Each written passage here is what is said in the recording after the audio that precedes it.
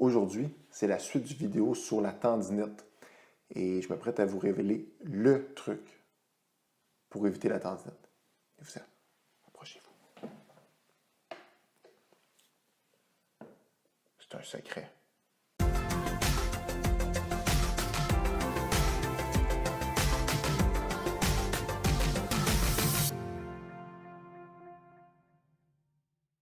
Bonjour tout le monde, Sébastien Baribeau, physiothérapeute. Aujourd'hui, on parle du truc pour vous éviter d'avoir une tendinite.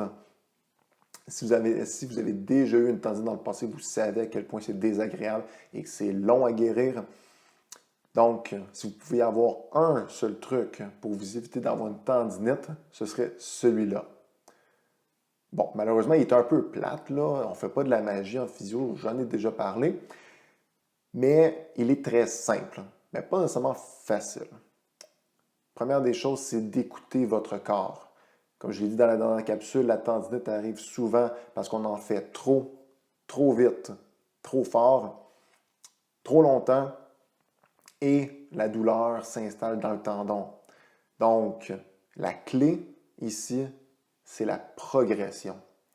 Il faut, peu importe l'activité que vous allez faire, surtout si c'est une nouvelle activité, que vous apportez un changement à votre pratique, nouveau sport, vous jouez au tennis, une nouvelle raquette, vous faites du jogging, des nouveaux souliers, vous vous mettez au jogging, toutes ces petites choses-là demandent une progression adéquate.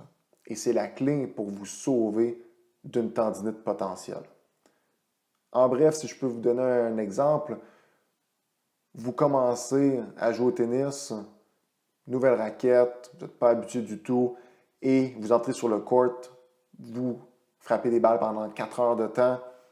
Pendant, vous trouvez que votre coude est un peu raide. Le lendemain, le feu est pris dans l'articulation et c'est la tendinite assurée et vous en avez pour quelque temps à récupérer. Pour éviter tous ces désagréments et poursuivre votre pratique sans douleur, ce que je vous propose, c'est de modérer un petit peu l'intensité de jeu, de jouer moins longtemps, de jouer moins intense et surtout d'écouter votre corps. Ça a l'air simple dit comme ça, mais la plupart des gens sont incapables d'écouter leur corps, ne sont pas capables de reconnaître les signaux, les débuts de douleur, de petits titillements au niveau des tendons et des articulations.